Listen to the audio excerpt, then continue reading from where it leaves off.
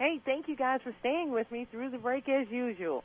And you know, I was out finding a great guest for you, and I did. I found Peggy Northrop. She's the Reader's Digest editor-in-chief, and she's going to tell us about one of my favorite subjects, America. The Reader's Digest is doing the best of America, 100 people, places, and things that we love. Peggy, welcome to the show. Thank you so much for having me. Well, I couldn't pass up a chance to talk about my favorite place to live, America. Yeah, well, we have so much fun putting together the list in this issue. Really takes us almost a year to get it all together, and of course we leave so much out, that so we have to do it year after year after year.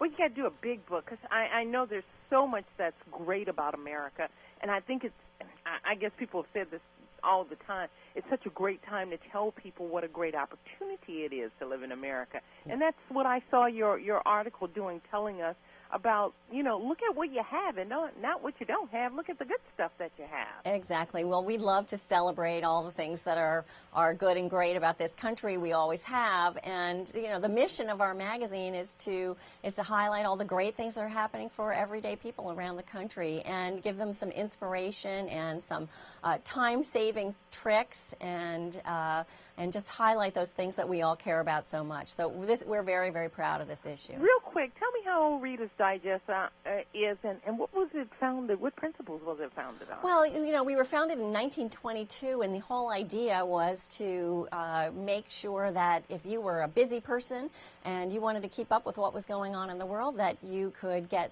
the best ideas and trends and reading from all over the place, all over the world at that time.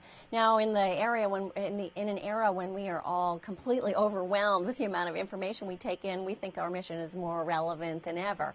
So we have a section called the Digest, where we take stuff from everything from blogs to television shows and other magazines and other news outlets. And then, of course, we pick up stories that have been talked about in other places. Like we've got something from the Chronicle of Higher Education coming out soon that was very much talked about among teachers. So it's a way of getting people in touch with all that information that is out there. And of course, our Best of America issue is a wonderful compilation of people, places, and things that we think are worth celebrating, and the people especially. I'm very excited about. There's like so many people doing great things in their communities, and with such good heart and such innovation, such creativity. It's really what makes us so great, I think.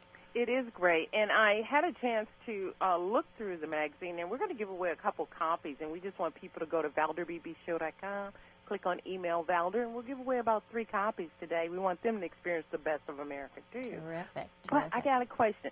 I turned your book, and I hadn't seen Rosie Perez in a long time. Yes. I was very delighted to see that as the best art teacher. Isn't that wonderful? She's got a program in the New York City schools to help kids stay in school, really, by involving them in dance and art. And, of course, she grew up in Brooklyn.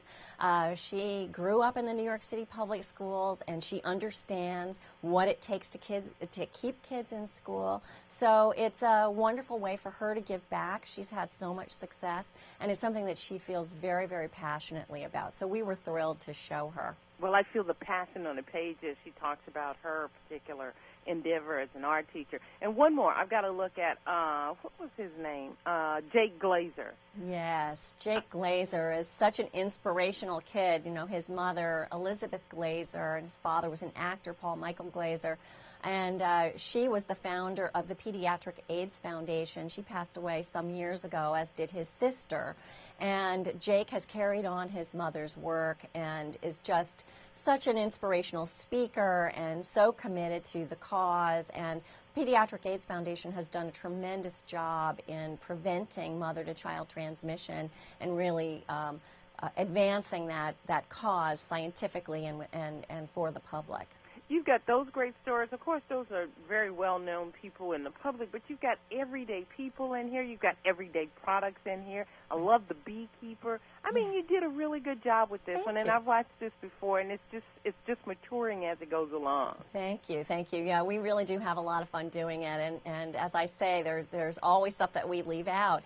I did want to point also to, we've got these towns that have cheered themselves to win some of our own little stimulus package that we have, our We Hear You America contest. And it was so successful, we're continuing it. So towns across America that have a special community project that they want to try and get some support for still have a chance to go onto rd.com and vote themselves up.